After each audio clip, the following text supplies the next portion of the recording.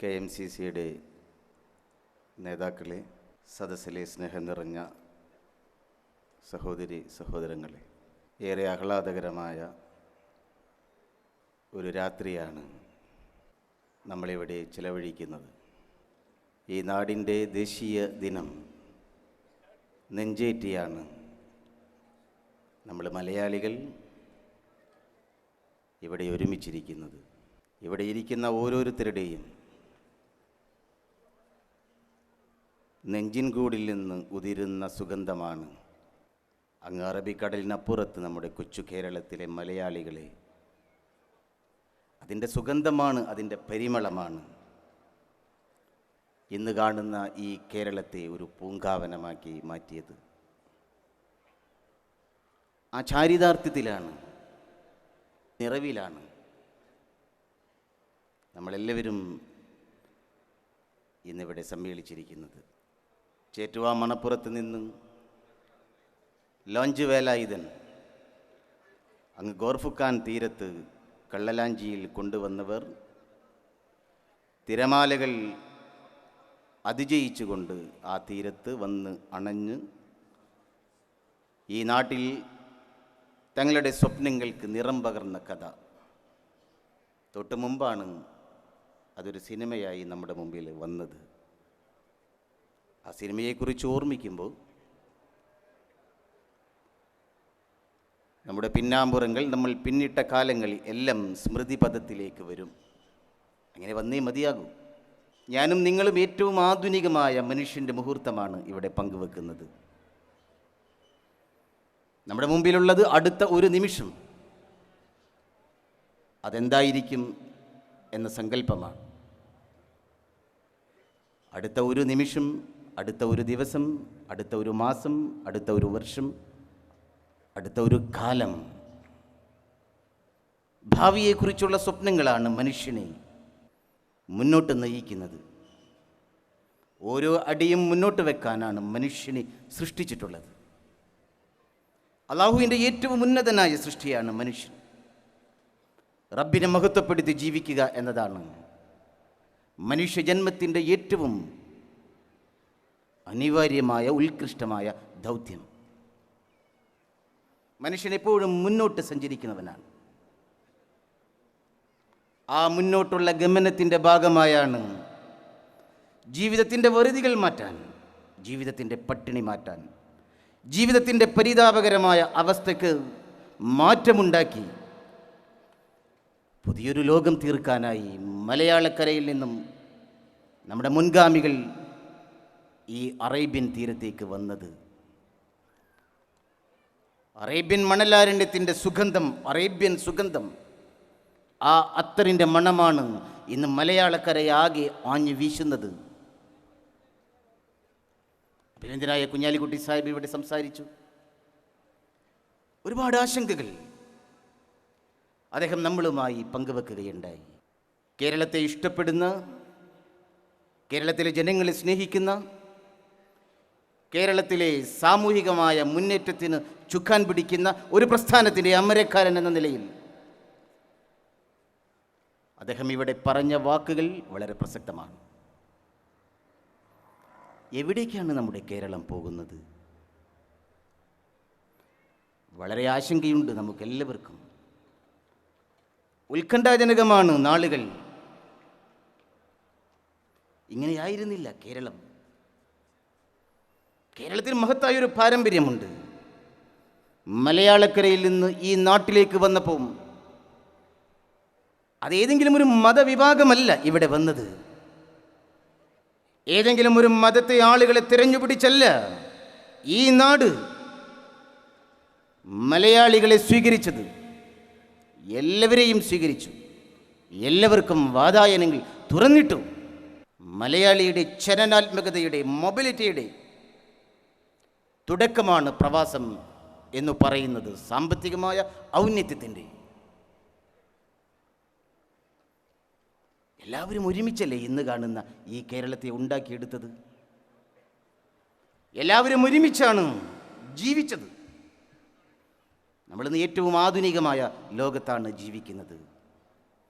മൊബൈലുണ്ട്, വാട്സാപ്പുണ്ട്, ഫേസ്ബുക്കുണ്ട്, ടെലിഫോണുണ്ട്, ദൃശ്യമാധ്യമങ്ങളുണ്ട്, T വിയുണ്ട്, എല്ലാമുണ്ട്. എല്ലാ സൗകര്യങ്ങളും വന്നപ്പോഴാണ് മലയാളിയുടെ പ്രബുദ്ധതയ്ക്ക് കത്തിവെച്ചുകൊണ്ട് അവരെ പരസ്പരം അകറ്റുന്ന ബോധപൂർവമായ ധ്രുവീകരണ ശ്രമങ്ങൾ മലയാളികൾക്കിടയിൽ വന്നു ചേരുന്നത്. എത്ര മനോഹരമായിരുന്നു പഴയ കാലം. മാസം കണ്ടത് വിളിച്ചറിയിക്കുന്ന ഒരു കാലം. മുസൽമാന്റെ പെരുന്നാളിന് ആകാശത്ത് ചന്ദ്രക്കല ദൃശ്യമായാൽ മാസം കണ്ടേ എന്ന് വിളിച്ചറിയിക്കുന്ന ഒരു കാലം. റേഡിയോ ഇല്ല, ടെലിവിഷനില്ല. മാസം കണ്ടു എന്ന് ഞാൻ വിളിച്ചു പറയും. എൻ്റെ അങ്ങാടിയിൽ വിളിച്ചു പറയുന്നത് ചോയ്ക്കുട്ടി എന്ന ഹൈന്ദവനാണ്. ഞാൻ വിളിച്ചു പറഞ്ഞാലേ മുസ്ലിം പെരുന്നാൾ അനുഷ്ഠിക്കുള്ളൂ എന്നത് ചോയ്ക്കുട്ടിയുടെ അഭിമാനമാണ്. അതാണ് കേരളം. അങ്ങനെ ആ മാസം കണ്ടത് വിളിച്ചറിയിക്കുമ്പോൾ ശ്യാമളയെടുത്തിയും ജമീലയും എല്ലാവരും മൈലാഞ്ചിയിടാൻ ഒരുമിച്ചിരിക്കും, സംഗീതം പൊഴിക്കും, മനോഹരമായ പങ്കുവെക്കലുകൾ നടക്കും അവിടെ. അങ്ങനെയാണ് കേരളം. ഇന്ന് കാണുന്ന കേരളത്തിൻ്റെ ഒരു പഴയ കാലമുണ്ട്. അമ്പരചുംബികളായ വലിയ മന്ദിരങ്ങളില്ല, പുരകെട്ട്.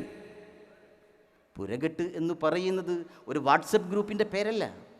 പണ്ട് പുരകെട്ട് എന്ന് പറയുന്നത് അയൽപക്കക്കാരുടെ ഉത്സവമാണ്.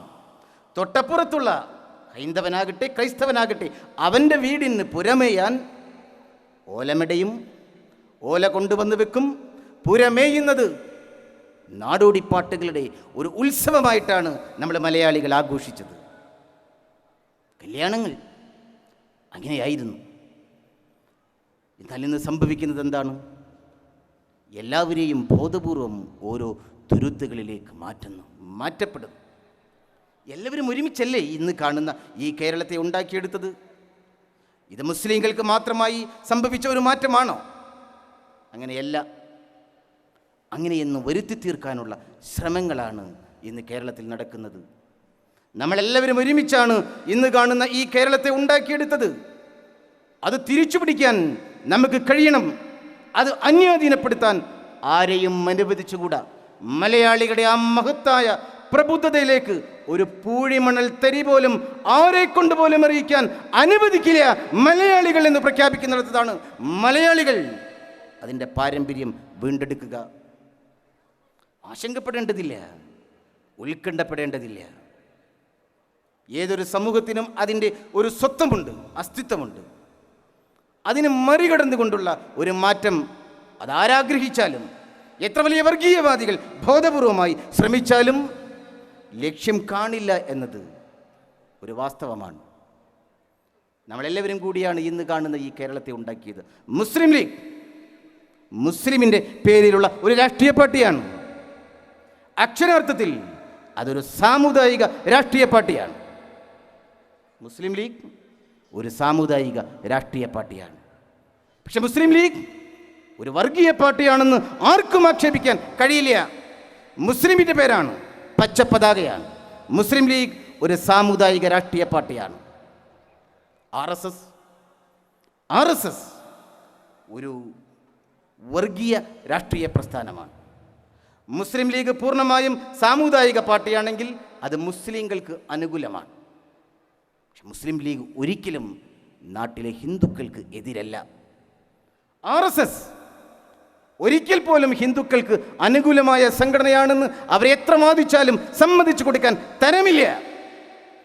RSS പക്ഷെ പൂർണ്ണമായും ഒരു മുസ്ലിം വിരുദ്ധ സംഘടനയാണ്. അതുകൊണ്ടാണ് RSSനെ വർഗീയ സംഘടന എന്ന് വിളിക്കുന്നത്. മുസ്ലിം ലീഗ് ഒരു സാമുദായിക രാഷ്ട്രീയ സംഘടനയാണ്. കേരളത്തിൻ്റെ ഇന്നത്തെ മാഹാത്മ്യം വിളിച്ചു പറയുമ്പോൾ കേരളത്തിന് ചില യാഥാർത്ഥ്യങ്ങളുണ്ട്.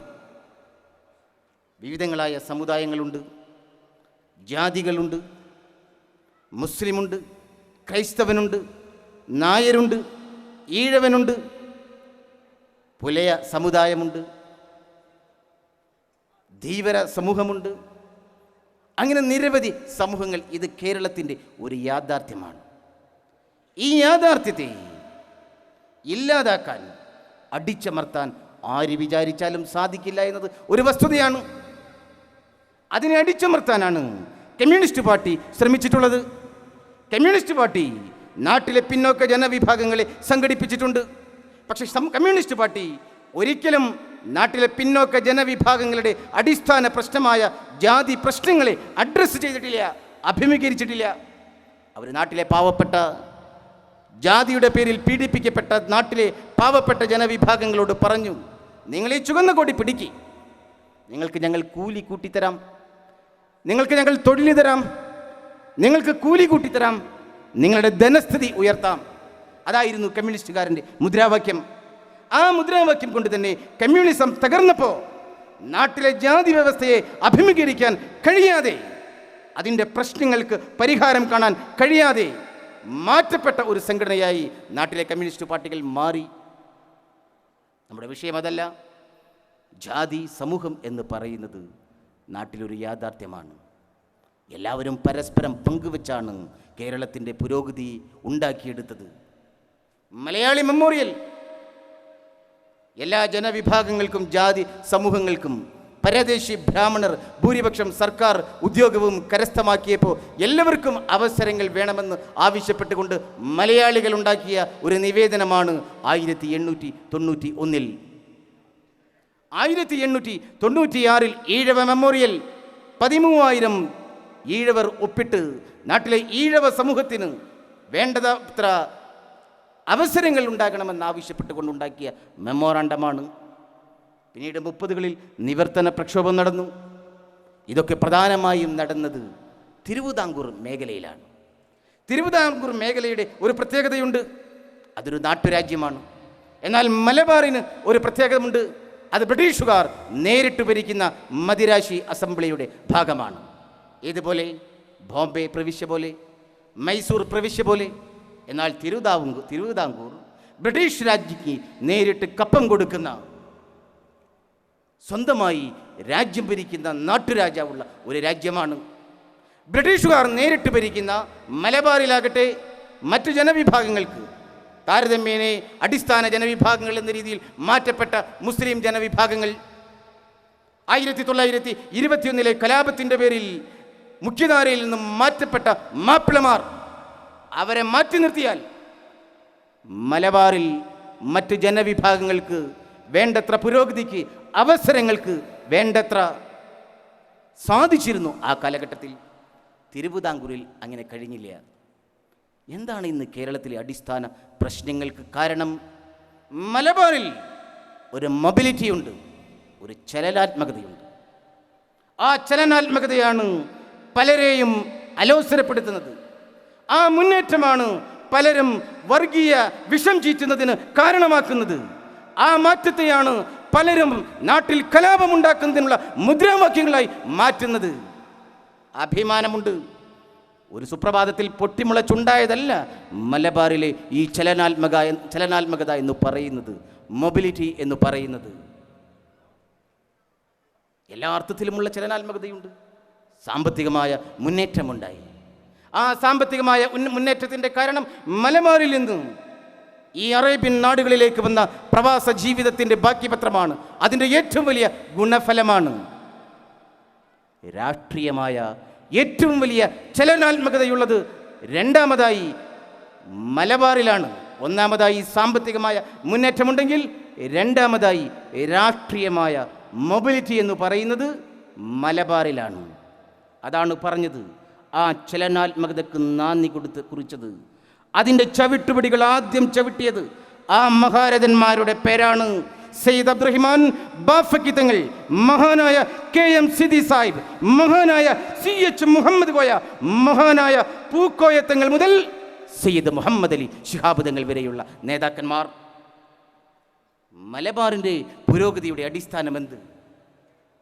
ഒന്നാമതായി സാമ്പത്തികമായ മുന്നേറ്റമുണ്ടായി. പ്രവാസിയായി ജീവിതത്തിലൂടെ നമ്മളത് ഉണ്ടാക്കിയെടുത്തു. രണ്ടാമതായി രാഷ്ട്രീയമായ മുന്നേറ്റം, ചലനാത്മകത മലബാറിൽ ഉണ്ടാക്കിയെടുത്തു. ഇതിൻ്റെ രണ്ടിൻ്റെയും റിസൾട്ട് എന്താണ്? ഇതിൻ്റെ രണ്ടിൻ്റെയും റിസൾട്ട് മലബാറിലെ ഗണ്യമായ ജനവിഭാഗത്തിൻ്റെ സാമൂഹിക പുരോഗതി കരഗതമായി. എത്രയെത്ര വിദ്യാഭ്യാസ സ്ഥാപനങ്ങളാണ് ഇതായിരിക്കുന്നു. എവിടെയാണ് നമ്മൾ എത്തിയിട്ടുള്ളത്? ഒരു വിദ്യാഭ്യാസ സ്ഥാപനത്തിൻ്റെ നെടുനായകത്വം വഹിക്കുന്ന മനുഷ്യനാണ് ഈ ഇരിക്കുന്നത്. എവിടെ നിന്നാണ് തുടങ്ങിയത്? താടി നീട്ടിയും തല മുണ്ടനം ചെയ്തും മുട്ടിനു മീതെ മുണ്ടെടുത്തുമുള്ള ഭീകരജീവിയാണ് മലബാറിലെ മാപ്പിള എന്ന് മഹാകവി കുമാരനാശാൻ തൻ്റെ ദുരവസ്ഥ എന്ന കവിതയിൽ ചിത്രീകരിച്ച മാപ്പിള. ആ മാപ്പിളയെ പരിഷ്കരിക്കാനാണ് വിദ്യാലയങ്ങൾ വേണം, ഹൈസ്കൂളുകൾ വേണം, കോളേജുകൾ വേണം, സർവകലാശാല വേണം. അങ്ങനെ ആ ലക്ഷ്യത്തിലേക്ക് ഒരു സമൂഹത്തെ വഴി നടത്തി. ആ വഴി നടത്തിയതിൻ്റെ ഏറ്റവും നൂതനമായ ഫലം എന്ന് പറയുന്നത് കഴിഞ്ഞ 20-30 വർഷങ്ങൾ കൊണ്ടുണ്ടായതാണ്. നാടാകെ പ്രൊഫഷണൽ വിദ്യാഭ്യാസമാണ്, നാടാകെ സ്വാശ്രയ വിദ്യാഭ്യാസമാണ്, നാടാകെ പാവപ്പെട്ട ഒരു ജനവിഭാഗത്തിന് പുരോഗമിക്കാനുള്ള വൈജ്ഞാനിക മേഖലയുടെ വാതിലുകൾ തുറന്നിട്ടിരിക്കുകയാണ്. ഹനാൻ ഹാഷിം ബിന്ദ് എന്ന് പറയുന്ന മുസ്ലിം പെൺകുട്ടിയാണ് ആൽബർട്ട് ഐൻസ്റ്റീൻ്റെ തിയറിയെ വെല്ലുവിളിച്ചത്. സിർക്കോൺ എന്ന നക്ഷത്രത്തെ കണ്ടുപിടിച്ചത് നിലമ്പൂരിലെ മാപ്പിള പെൺകുട്ടിയാണ്. എന്തു വലിയ മാറ്റം! എന്താണ് മലബാർ കേരളത്തിലെ അസഹിഷ്ണുതയുടെ അടിസ്ഥാനം? ഇൻടോളറൻസിൻ്റെ ബേസ് എന്താണ് കേരളത്തിൽ? അതാണ് നമ്മൾ പരിശോധിക്കുന്നത്. എല്ലാവരും ഒരുമിച്ചല്ലേ മുന്നോട്ട് പോയത്? എല്ലാവരും ഒരുമിച്ചല്ലേ പുരോഗതിയുടെ വാതിലുകളിലേക്കുള്ള മുന്നേറ്റങ്ങൾ?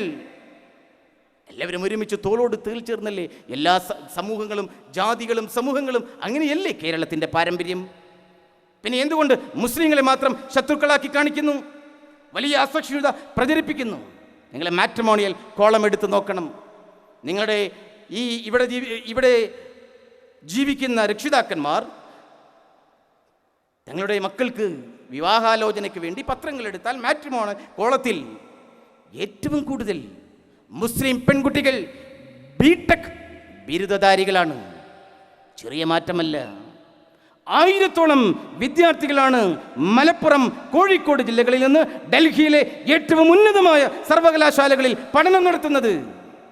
കേരളത്തിൽ നിന്ന് ഏറ്റവും കൂടുതൽ യൂറോപ്പിലേക്ക്, ലണ്ടനിലേക്ക് ഉന്നത വിദ്യാഭ്യാസത്തിന് വേണ്ടി പോകുന്നത് മലബാറിൽ നിന്നാണ്.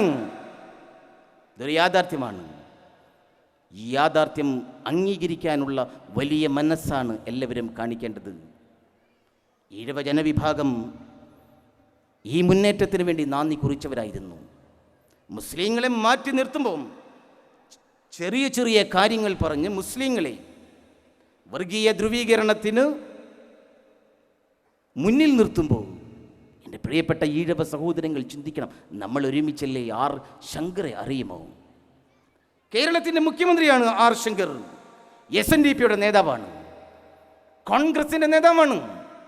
കോൺഗ്രസിലെ ഗ്രൂപ്പ് തർക്കം, SNDPയിലെ ഗ്രൂപ്പ് തർക്കം, കലാകൗമുദിയുടെ പത്രാധിപരായിരുന്ന സുകുമാരനുമായുള്ള തർക്കം അടിക്കടി പരാജയപ്പെട്ടു. ആർ ശങ്കർ ചിറയൻകീഴിൽ തോറ്റു, ആറ്റിങ്ങലിൽ തോറ്റു. പക്ഷെ ആർ ശങ്കർ ഈഴവനാണ്. ആർ ശങ്കർ പിന്നോക്കക്കാരനാണ്. ആർ ശങ്കർ കേരളത്തിൻ്റെ മുഖ്യമന്ത്രിയാകണം. പരാജയപ്പെടുന്ന ആർ ശങ്കരെ കണ്ണൂരിൽ കൊണ്ടുപോയി മത്സരിപ്പിച്ച് വിജയിപ്പിച്ച് മുഖ്യമന്ത്രിയാക്കിയത് മുസ്ലിം ലീഗിൻ്റെ നേതാവ് സയ്യിദ് അബ്ദുറഹ്മാൻ ബാഫഖി തങ്ങളാണ്. അതാണ് കേരളത്തിൻ്റെ ചരിത്രം. ടിപ്പു സുൽത്താൻ്റെ പടയോട്ടക്കാലത്ത് പോലും കണ്ണൂരിലെ അറക്കൽ കൊട്ടാരങ്ങളിൽ നിന്ന് പുറത്തിറങ്ങാത്ത കണ്ണൂരിലെ ബീവിമാരെ ബാഫഖി തങ്ങളുടെ ആഹ്വാനത്തിനനുസരിച്ച് പോളിംഗ് ബൂത്തിൽ കൊണ്ടുവന്ന് വോട്ട് ചെയ്യിപ്പിച്ചിട്ടാണ് ആർ ശങ്കറെ കേരളത്തിൻ്റെ മുഖ്യമന്ത്രിയാക്കിയത് മുസ്ലിം ലീഗ് പ്രസ്ഥാനം. അതാണ് പാരമ്പര്യം. നമ്മൾ ഒരുമിച്ചാണ് മുന്നേറ്റം നടത്തിയത്. പിന്നോക്ക ജനവിഭാഗങ്ങൾ നരേന്ദ്രൻ കമ്മീഷൻ സംവരണം മാനദണ്ഡമാക്കുമ്പോൾ 5ന്റെ ഗുണിതങ്ങളാക്കുമ്പോൾ 6ാമത് നിയമിക്കേണ്ടി വരുന്ന മുസ്ലിങ്ങൾക്ക് സംവരണ നഷ്ടമുണ്ടായപ്പോൾ 7000 തസ്തികകൾ നഷ്ടമാണ് എന്നാണ് നരേന്ദ്രൻ കമ്മീഷൻ കണ്ടെത്തിയത്. പക്ഷെ ആ റിപ്പോർട്ട് പ്രകാരം 5 തസ്തികകൾ മാത്രമാണ് ഈഴവ സമൂഹത്തിന് നഷ്ടമായത്. 5 തസ്തികകൾ. ഒരു അലോസരവും പറഞ്ഞില്ല മുസ്ലിം ലീഗ്. അതിൽ സന്തോഷിച്ചു, അതിൽ അഭിമാനം കൊണ്ടു. പിന്നോക്കം നിന്ന അടിസ്ഥാന ജനവിഭാഗങ്ങളായ ഒരു സമൂഹത്തിൻ്റെ പുരോഗതിയിൽ സന്തോഷിച്ചു, ആഹ്ലാദം പങ്കുവച്ചു. മുസ്ലിം ലീഗ് 5 നഷ്ടപ്പെട്ടിട്ടുള്ളൂ. അത് നഷ്ടപ്പെടാനുള്ള കാരണം സംവരണത്തിൻ്റെ റൊട്ടേഷൻ സംവിധാനമാണ്. ആ റൊട്ടേഷൻ സംവിധാനം മുസ്ലിങ്ങൾക്ക് 7000-ഉം ഈഴവർക്ക് 5 നഷ്ടപ്പെട്ടപ്പോൾ ആ റൊട്ടേഷൻ സംവിധാനം മാറ്റണമെന്ന് ഇന്നേവരെ മുസ്ലിം ലീഗ് ആവശ്യപ്പെട്ടിട്ടില്ല. നമ്മൾ ഒരുമിച്ചാണ് മുന്നേറ്റം നടത്തിയത്. ആ മുന്നേറ്റത്തെയാണ് തകർത്ത് തരിപ്പണമാക്കാൻ ചില ആളുകൾ ശ്രമിക്കുന്നത്. അത് തിരിച്ചറിയാൻ നമുക്ക് കഴിയണം. കൊല്ലം SN കോളേജും മാർ ഇവാനിയസ് കോളേജും തലശ്ശേരി ബ്രണ്ണൻ കോളേജും എറണാകുളത്തെ മഹാരാജാസ് കോളേജും കോഴിക്കോട്ടെ ഫറൂഖ് കോളേജും ആ മുന്നേറ്റത്തിൻ്റെ ഭാഗമായി നമ്മൾ ഉണ്ടാക്കിയതാണ്. എല്ലാ മതങ്ങളും ഒരുമിച്ച് നിന്ന് ഉണ്ടാക്കിയെടുത്തതാണ്. പിന്നെ എന്തുകൊണ്ടാണ് ഫറൂഖ് കോളേജിനെ മാത്രം നിങ്ങൾ ആരോപണങ്ങൾ ഉന്നയിക്കുന്നത്? എന്തുകൊണ്ടാണ് ഫറൂഖ് കോളേജിലെ ഒരു ചെറിയ പ്രശ്നത്തെ നിങ്ങൾ വലിയ വിഷയമാക്കി കേരളമാകെ വലിയ ലിംഗസമത്വത്തിൻ്റെ വേദിയാക്കി മാറ്റിയെടുക്കുന്നത്? എന്തുകൊണ്ടാണ്? ഉണ്ടോ മാർ ഇവാനീസി? ഉണ്ടോ തലശ്ശേരി ബ്രണ്ണൻ കോളേജിൽ? ഉണ്ടോ മഹാരാജാസ് കോളേജിൽ? ഒരു ബെഞ്ചിലിരുന്ന് ആൺകുട്ടിയും പെൺകുട്ടിയും ഒരുമിച്ച് പഠിക്കുന്ന ഒരവസ്ഥ കേരളത്തിൽ ഏത് കലാലയത്തിലാണുള്ളത്? ഏതെങ്കിലും സർക്കാർ കോളേജിലുണ്ടോ? ഫറൂഖ് കോളേജ് കൊണ്ടിൽ മാത്രം എന്തുകൊണ്ട് ഈ അസഹിഷ്ണുത പ്രചരിപ്പിക്കുന്ന, അവർക്ക് വേണ്ടി കുഴലൂതുന്ന മാധ്യമങ്ങൾ ബോധപൂർവം സൃഷ്ടിച്ചെടുത്തതാണ്, അവരൊക്കെ ചേർന്ന് സൃഷ്ടിച്ചെടുത്തതാണ് ഫറൂഖ് കോളേജിലെ പ്രശ്നം. KM ഷാജി പ്രസംഗിച്ചു, ഫറൂഖ് കോളേജ് ആ രീതിയിൽ ഒരുമിച്ചിരുന്ന് നിങ്ങൾക്കൊരു കോളേജ് ഉണ്ടാക്കണമെങ്കിൽ തറവാട്ട് സ്വത്ത് കൊണ്ടുവന്ന് ഉണ്ടാക്കണം കോളേജ്. അത് പറഞ്ഞത് വലിയ ആക്ഷേപമായി. അത് പറയും KM ഷാജിയുടെ പ്രസ്ഥാനത്തിന്റെ തറവാട്ട് സ്വത്തിൽ നിന്നാണ് ഫറൂഖ് കോളേജ് ഉണ്ടാക്കിയെടുത്തിട്ടുള്ളത്. കാർ വിറ്റു, 25,000 ഫണ്ടിൽ നിന്ന് നൽകി, ഭൂമി വീതിച്ചു നൽകിയ കുഞ്ഞൊയ്ത് ഹാജി റബ്ബിന്റെ മാത്രം പ്രതിഫലം കാക്ഷിച്ചുകൊണ്ട് അങ്ങനെയാണ് ഫറൂഖ് കോളേജ് ഉണ്ടായത്. അത് വെറുതെ ഉണ്ടായതല്ല. ഭരണഘടനയുടെ ആർട്ടിക്കിൾ 30(1) സംരക്ഷണമുണ്ട്. രാജ്യത്തെ മൈനോറിറ്റി, രാജ്യത്തെ ന്യൂനപക്ഷ സമൂഹത്തിന് കലാലയങ്ങൾ വെച്ച് നടത്തുക എന്ന് പറയുന്നത് ഭരണഘടനയുടെ ആർക്കും തകർക്കാൻ കഴിയാത്ത മൗലിക അവകാശമാണ്. ആർട്ടിക്കിൾ 30(1) പറയുന്ന ആ വിദ്യാഭ്യാസ അവകാശം, മൗലിക അവകാശത്തിൻ്റെ പേരിൽ നടത്തുന്ന ന്യൂനപക്ഷ സ്ഥാപനമാണ് ഫറൂഖ് കോളേജ്. ആ ഫറൂഖ് കോളേജിൽ ന്യൂനപക്ഷങ്ങൾ സ്ഥാപനമെന്ന് പറയുമ്പോൾ ന്യൂനപക്ഷങ്ങളുടെ സംസ്കാരവും സംരക്ഷിക്കപ്പെടണം. ന്യൂനപക്ഷങ്ങളുടെ സംസ്കാരവും സംരക്ഷിക്കപ്പെടണം. ആർട്ടിക്കിൾ 29 അതാണ് പറയുന്നത്. മൈനോറിറ്റിയുടെ സംസ്കാരവും സംരക്ഷിക്കപ്പെടണം. എന്താണ് ന്യൂനപക്ഷത്തിൻ്റെ സംസ്കാരം? എന്താണ് മുസ്ലിമിൻ്റെ സംസ്കാരം? ആണും പെണ്ണും ഒരു ബെഞ്ചിലിരുന്ന് മുട്ടിയിരുന്ന് പഠിക്കുന്നതാണോ? അതാണോ സംസ്കാരം? ആ സംസ്കാരം വേണമെന്നാണ് ഈ ആളുകൾ പറഞ്ഞത്. അതിനെതിരെയാണ് ഞങ്ങൾ പ്രതികരിച്ചത്. അതിനെതിരെയാണ്, ഉയരുന്ന ശബ്ദങ്ങളെയാണ് ഞങ്ങൾ പ്രതിരോധിച്ചത്. വെറുതെ ഉണ്ടായതല്ല. ലോകത്ത് അപൂർവമാണ് മുസ്ലിങ്ങൾ ഈ നേട്ടമുണ്ടാക്കിയത്. രാമചന്ദ്ര ഗുഹ അറിയപ്പെടുന്ന എഴുത്തുകാരനാണ്, ചിന്തകനാണ്. അദ്ദേഹത്തിൻ്റെ ഒരു അനുഭവം 3-4 വർഷങ്ങൾക്ക് മുമ്പ് ഒരു വാരികയിൽ വന്നത് ഞാൻ ഓർക്കുകയാണ്. അദ്ദേഹം ഫ്രാൻസ് സന്ദർശിച്ചു. തൊട്ട് മുമ്പ് പാരീസിൽ മതഭീകരവാദികൾ തച്ചു തകർത്ത ബോംബ് സ്ഫോടനമുണ്ടാക്കിയ ഫ്രാൻസ് മതേതരത്വത്തിൻ്റെ നാടാണ്. പക്ഷെ ആ മതേതരത്വം എന്ന് പറയുന്നത് അൾട്രാ സെക്യുലറിസമാണ്, തീവ്ര മതേതരത്വമാണ്. മതവിശ്വാസികളുണ്ട് ഫ്രാൻസിൽ, മുസ്ലിങ്ങളുണ്ട്, ക്രിസ്ത്യാനികളുണ്ട്, സിഖുകാരുണ്ട്, ജൂതന്മാരുണ്ട്, പാഴ്സികളുണ്ട്, എല്ലാവരുമുണ്ട്. പക്ഷെ തീവ്ര മതേതരത്വമുള്ള ഫ്രാൻസിൽ മതചിഹ്നങ്ങൾ പൊതുമധ്യത്തിൽ കൊണ്ടുവരുന്നത് തെറ്റാണ്. അതിനെ കർശനമായി നിരോധിച്ചു ഫ്രാൻസ്. അതാണ് രാമചന്ദ്ര ഗുഹ ആദ്യം പറയുന്നത്. ഞാൻ ഫ്രാൻസിൽ പോയി, അവിടെ സിഖുകാരുടെ ടർബനുകൾക്ക് നിരോധനമാണ്, ജൂതന്മാരുടെ സ്കൾ ക്യാപ്പുകൾക്ക് വിലക്കാണ്, സ്ത്രീകൾ പർദ്ദ ധരിക്കുന്നത്, മഫ്ത ധരിക്കുന്നതിന് അവിടെ കർശനമായ നിരോധനം ഏർപ്പെടുത്തിയിരിക്കുന്നു. രാമചന്ദ്ര ഗുഹ പറയുന്നു, മതേതരത്വത്തിൻ്റെ പേരിൽ മനുഷ്യൻ്റെ മനസ്സിൽ അന്തർലീനമായ മതചോദനകളെ പാടെ നിരാകരിക്കുന്നു ഫ്രാൻസ് എന്ന് പറയുന്ന സെക്യുലറിസ്റ്റ് രാഷ്ട്രം. എന്നിട്ട് അതിനുശേഷം രാമചന്ദ്ര ഗുഹ അഫ്ഗാനിസ്ഥാനെ കുറിച്ച് പറയുന്നു. താലിബാന്റെ ഭരണം നടക്കുന്ന സമയം മതത്തിൻ്റെ പേരിലാണ് താലിബാന്റെ ഭരണം, ഇസ്ലാമിൻ്റെ പേരിലാണ് താലിബാന്റെ ഭരണം. പക്ഷേ അവിടെ പർദ്ദ ധരിക്കാതെ ഒരു സ്ത്രീ പുറത്തിറങ്ങിയാൽ അവളെ ശിരസ് ഛേദിക്കുന്നു, അവളെ ഗളച്ഛേദം നടത്തുന്നു. രാമചന്ദ്ര ഗുഹ പറയുന്നു, മതത്തിൻ്റെ പേരിൽ മനുഷ്യൻ്റെ ജൈവികമായ ചോദനകളെ അഫ്ഗാനിസ്ഥാനിൽ നിഷേധിക്കുന്നു. എന്നിട്ട് രാമചന്ദ്ര ഗുഹ പറയുന്നു, ഇത് രണ്ടും എൻ്റെ മനസ്സിലുള്ളപ്പോഴാണ്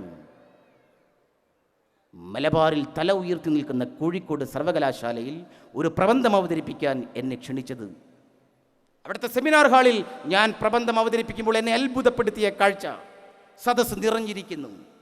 സദസ്സിൽ ഭൂരിപക്ഷവും മുസ്ലിം പെൺകുട്ടികളാണ്. അവരിൽ പർവ്വത ധരിച്ചവരുണ്ട്, അവരിൽ മഫ്ത അണിഞ്ഞവരുണ്ട്. അവരെ ആരും ഗവനിക്കുന്നില്ല. അക്കാഡമിഷ്യൻസ് ഉണ്ട്, പ്രൊഫസേഴ്സ് ഉണ്ട്, വിദ്യാഭ്യാസ വിദഗ്ധരുണ്ട്. അവരെ ആരും ഗവനിക്കുന്നില്ല. പക്ഷേ ആ പെൺകുട്ടികൾ തങ്ങളുടെ ഉമ്മൂമ്മമാർക്ക് നിഷേധിക്കപ്പെട്ട വിദ്യാഭ്യാസം, ആ സെമിനാർ ഹാളിൽ നിന്ന് കിട്ടുന്ന ഓരോ അറിവും നോട്ട്ബുക്കിൽ എഴുതിയെടുക്കുന്നത് കണ്ടപ്പോൾ നമ്മുടെ നാടിൻ്റെ മഹത്വം ആലോചിച്ച് ഞാൻ കോരിത്തരിച്ചു പോയി എന്ന് രാമചന്ദ്ര ഗുഹ പറയുമ്പോൾ, തേഞ്ഞിപ്പാലത്തെ മൊട്ടക്കുന്നിൽ നിർമായ കർമ്മണാശ്രീ എന്ന ആപ്തവാക്യം എഴുതി വെച്ചുകൊണ്ട് ആ സർവകലാശാല കടിക്കല്ലിട്ട മഹാനായ CH മുഹമ്മദ് കോയ എന്ന രാജകുമാരൻ, ആ രാജകുമാരനെയാണ് നമ്മൾ ഓർക്കേണ്ടത്. ആ രാജകുമാരൻ വാഗ്ദാനം ചെയ്ത രാഷ്ട്രീയമാണ്, ഔന്നത്യമാണ് ഇന്നത്തെ മുസ്ലിം സമൂഹത്തിൻ്റെ പുരോഗതി. ആ മൊബിലിറ്റിയാണ് ഈ തകർക്കുന്നതിന് വേണ്ടി, ആ ചലനാത്മകതയാണ് തകർക്കുന്നതിന് വേണ്ടി ചില ആളുകൾ ശ്രമിക്കുന്നത്. ഒരു കാര്യം CH ആണ് പഠിപ്പിച്ചു തന്നിട്ടുള്ളത്. മുസ്ലിം ലീഗിൻ്റെ പതാകയും പിടിച്ചാണ് CH പ്രവർത്തിച്ചതെങ്കിൽ, ആ CH ഉണ്ടാക്കിയ നേട്ടങ്ങളാണ് നമ്മൾ അനുഭവിക്കുന്നതെങ്കിൽ, അതിൻ്റെ പിന്മുറക്കാരനായ ആ CHൻ്റെ യുവജന സംഘടനയുടെ ഒരു പ്രതിനിധി നിലയിൽ ഒരു കാര്യം പ്രഖ്യാപിക്കുന്നു. മുസ്ലിം സമുദായത്തെ മുൻനിർത്തിക്കൊണ്ട് അനർഹമായ നേട്ടങ്ങൾ ഉണ്ടാക്കിയെന്ന് പറഞ്ഞുകൊണ്ട് ധ്രുവീകരണം ഉണ്ടാക്കുന്ന, കുഴപ്പങ്ങൾ ഉണ്ടാക്കുന്ന ആളുകളോട് ഞങ്ങൾ തയ്യാറാണ്. കണക്കുകൾ എടുക്കണം, കണക്കുകൾ അവതരിപ്പിക്കണം. മറ്റൊരു സമുദായത്തിൻ്റെ അണുമണിത്തൂക്കം ഞങ്ങളുടെ കയ്യിലുണ്ടെങ്കിൽ ഏത് രാഷ്ട്രീയ തമ്പുരാൻ്റെ കാൽ കീഴിലും അടിയറവ് വയ്ക്കാൻ തയ്യാറാണ് ഞങ്ങൾ. പക്ഷേ അതോടൊപ്പം പറയുന്നു, ഞങ്ങൾക്ക് അവകാശപ്പെട്ട ഒരു തരിമ്പ് അതെവിടെയെങ്കിലും ശേഷിക്കുന്നുണ്ടെങ്കിൽ ഏത് കോട്ടക്കൊത്തളം തകർത്തായാലും പിടിച്ചു വാങ്ങിയിരിക്കും മുസ്ലിം ലീഗ് എന്ന് പറയപ്പെടുന്ന ഈ പ്രസ്ഥാനം. സാമുദായിക രാഷ്ട്രീയത്തിലൂടെ തന്നെ പയറ്റി തെളിഞ്ഞാണ് മുസ്ലിം ലീഗ് ഉണ്ടായിട്ടുള്ളത്. അത് വലിയ നേട്ടമാണ്. 20-30 വർഷങ്ങൾ കൊണ്ടുണ്ടാക്കിയ നേട്ടമാണ് ഇന്ന് കാണുന്ന ഈ നേട്ടം. ആ നേട്ടം അതിൽ അസൂയ ഉണ്ടാക്കുമ്പോൾ 30 വർഷം പുറകിലേക്ക് ഈ സമൂഹത്തെ കൊണ്ടുപോകാൻ ആരും ശ്രമിക്കരുത്. ഫറൂഖ് കോളേജിൽ ഒരു പ്രശ്നമുണ്ടായപ്പം ഒരു മുസ്ലിം മാധ്യമ പ്രവർത്തകയുടെ ഒരു ഫേസ്ബുക്ക് പോസ്റ്റ് വളരെ വലിയ ചർച്ചയാണ്.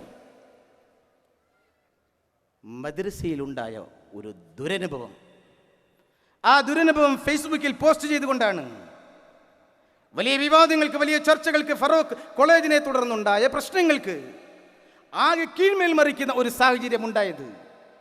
എൻ്റെ സഹോദരി, നമ്മൾ ഏത് കാലത്താണ് ജീവിക്കുന്നത്? കേരളത്തിലെ മാധ്യമങ്ങൾ, കേരളത്തിലെ നാടകങ്ങൾ, കേരളത്തിലെ നോവലുകൾ, കേരളത്തിലെ കഥകൾ, ചെറുകഥകൾ ബിംബവൽക്കരിച്ചൊരു മാപ്പിളയുണ്ട്. അരയിൽ ബെൽറ്റിട്ട്, തലമുണ്ടനം ചെയ്ത്, കള്ളിത്തുണിയും പുള്ളിമുണ്ടും എടുത്ത് നടക്കുന്ന ഒരു മാപ്പിള. എൻ്റെ കുട്ടിക്കാലത്തെ മുസ്ലിം നാടകങ്ങളിൽ അങ്ങനെയാണ്, എൻ്റെ കുട്ടിക്കാലത്തെ മുസ്ലിം നോവലുകളിൽ അങ്ങനെയാണ്. ആ മാപ്പിള 30 വർഷം മുമ്പാണ്. ആ മാപ്പിളയാണ് ഇന്ന് കാണുന്ന സാമൂഹിക പരിവർത്തനത്തിലേക്ക് ഒരു സമൂഹം, ഒരു സംഘടന വഴി നടത്തിയത്. ഈ സഹോദരിക്കുണ്ടായ ഈ ദുരനുഭവം ആ പോസ്റ്റ് ഇടുന്നതിൻ്റെ തൊട്ട് തലേന്നാണോ? ആ പോസ്റ്റ് ഇടുന്നതിൻ്റെ തൊട്ട് തലേന്നോ, അല്ലെങ്കിൽ ഒരാഴ്ച മുമ്പോ, അല്ലെങ്കിൽ ഒരു മാസം മുമ്പ്, അല്ലെങ്കിൽ ഒരു വർഷം മുമ്പ്? അല്ല, കുട്ടിയായിരുന്നപ്പോൾ 30 വർഷം മുമ്പുള്ള ഒരു അനുഭവമാണ്. മുസ്ലിം മതപണ്ഡിതന്മാരെ അടച്ചാക്ഷേപിച്ചുകൊണ്ട്, മദ്രസ പ്രസ്ഥാനത്തെ അടച്ചാക്ഷേപിച്ചുകൊണ്ട് ആ പോസ്റ്റാണ് വലിയ വിവാദങ്ങൾക്ക് കാരണമായത്. ആ സമൂഹമാണ് അങ്ങ് കേരളത്തിൽ മലബാറിൽ എല്ലാ വിദ്യാഭ്യാസ ആത്മീയ സൗകര്യങ്ങളുമുള്ള ദാറുൽ ഹുദ എന്ന് പറയുന്ന പ്രസ്ഥാനം പടുത്തുയർത്തിയത്. ആ സമൂഹമാണ് വളാഞ്ചേരിയിൽ മർക്കസുദ്ദ എന്ന് പറയുന്ന വാഫി സ്ഥാപനം പടുത്തുയർത്തിയത്. 30 കൊല്ലത്തെ അനുഭവമാണ് ഇപ്പോൾ പറയുന്നത്. അത് കേട്ടപ്പോൾ തൊട്ടപ്പുറത്ത് വേറൊരു സിനിമാ സംവിധായകൻ, ഞാൻ തെളിവ് ഹാജരാക്കാം, അയാൾ സിനിമ പിടിക്കുന്ന കഴിഞ്ഞ ആഴ്ചയിലാണോ അയാൾ സെക്ഷൽ അബ്യൂസിന് വിധേയമായത്? അല്ല, അയാളുടെ കുട്ടിക്കാലത്ത്. അങ്ങനെ എല്ലാ സമൂഹത്തിലുമുണ്ട്. എല്ലാ മതവിഭാഗങ്ങളിലുമുണ്ട്. അതൊക്കെ ആ കാലത്ത് ചർച്ച ചെയ്യേണ്ടതാണ്. ആ കാലത്ത് ചർച്ച ചെയ്യാൻ ആ കുട്ടിക്ക് ഒരു പക്ഷെ കഴിയില്ല എന്ന് പറഞ്ഞാൽ അതതിൻ്റെ പരിമിതി. പക്ഷെ അത് ഈ സന്ദർഭത്തിലേക്ക് കൊണ്ടുവരുമ്പോൾ, പ്രിയപ്പെട്ട സഹോദരി, നിങ്ങൾ മലപ്പുറത്തെ ആ പഴയ കത്തിയുണ്ടല്ലോ, ആ കത്തി കൊണ്ട് പാവപ്പെട്ട ഈ സമുദായത്തിൻ്റെ നെഞ്ചത്താണ് കുത്തിയത് എന്ന് പറയാതിരിക്കാൻ യാതൊരു നിർവാഹവുമില്ല. അതുകൊണ്ട് പ്രിയമുള്ളവരെ, തിരിച്ചറിയണം, ഈ പുരോഗതി ചൂണ്ടിക്കാണിച്ചാണ് ധ്രുവീകരണ ശ്രമങ്ങൾ ഉണ്ടാക്കുന്നത്.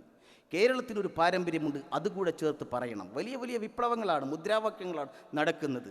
ചുംബന സമരം, ഫറൂഖ് കോളേജിൻ്റെ വിഷയത്തിൽ ഏറ്റവും ആദ്യം ഫേസ്ബുക്കിൽ പോസ്റ്റ് ഇട്ടത് ബഹുമാനായ വിദ്യാഭ്യാസ മന്ത്രി അബ്ദുൾ റബ്ബിനെ ആക്ഷേപിച്ചുകൊണ്ട് ഫേസ്ബുക്ക് പോസ്റ്റ് ഇട്ടത് പശുപാലനാണ്.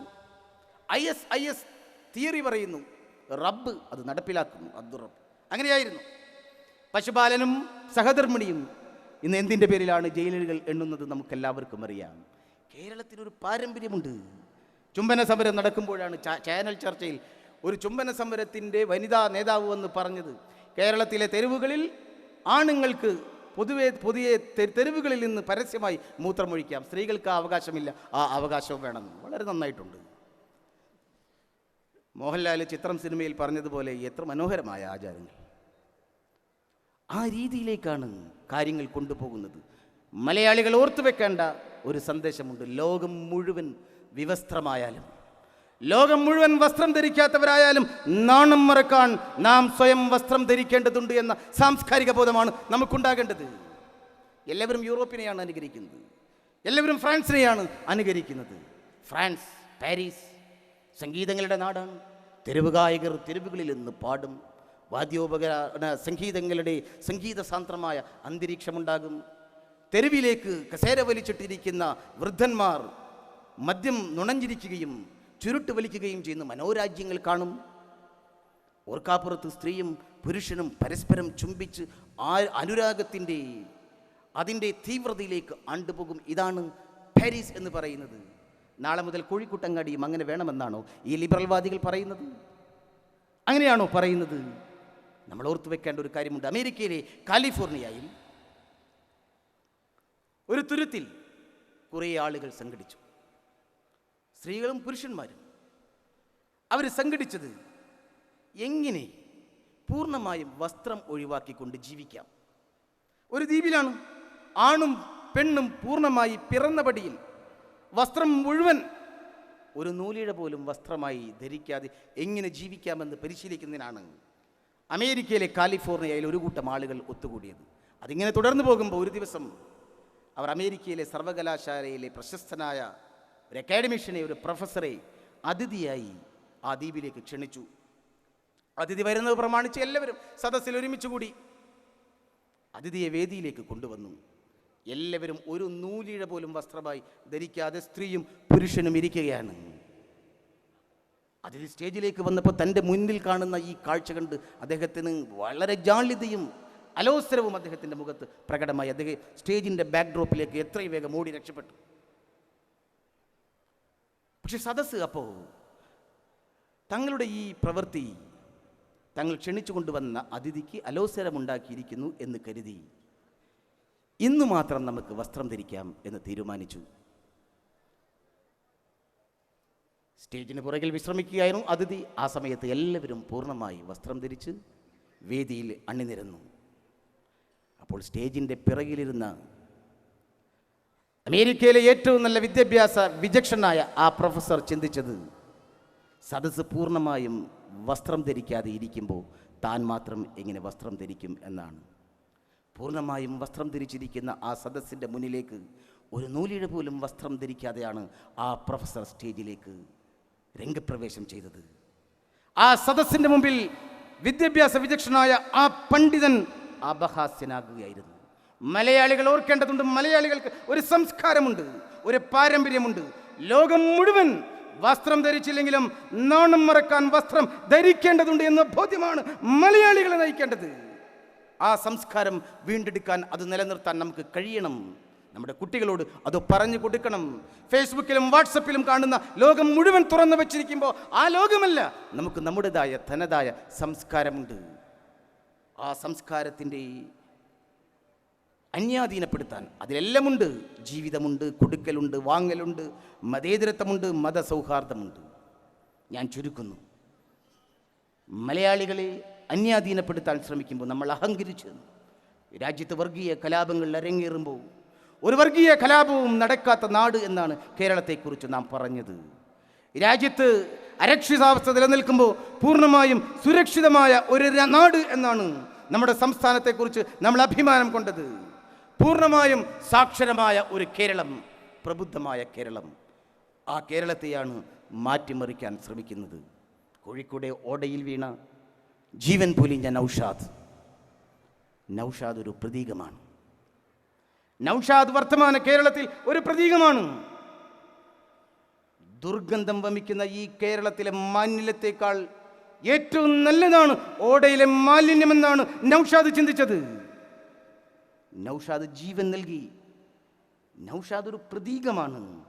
ആ പ്രതീകമെന്ന് പറയുന്നത് വർത്തമാന ഇന്ത്യയുടെ രാഷ്ട്രീയ അവസ്ഥയിൽ ഇന്ത്യ എന്ന് പറയുന്ന രാജ്യത്തിന് 2 നൂറ്റാണ്ടുകാലം അടക്കിവാണ ബ്രിട്ടീഷ് സാമ്രാജ്യത്തിനെതിരെ പടപൊരുതി സത്യവും സ്നേഹവും നീതിയുമെന്ന സിദ്ധാന്തത്തിലൂടെ കോടാനക്കോടി ജനങ്ങളെ അണിനിരത്തി സ്വാതന്ത്ര്യം നേടിത്തന്ന നമ്മുടെ മഹാത്മാഗാന്ധി, ആ ഗാന്ധിയുടെ പ്രതീകമാണ് വർത്തമാനകാല രാഷ്ട്രീയത്തിൽ കോഴിക്കോട് ഓടയിൽ വീണ് മരിച്ച നൗഷാദ് എന്ന് ഞാൻ പറയും.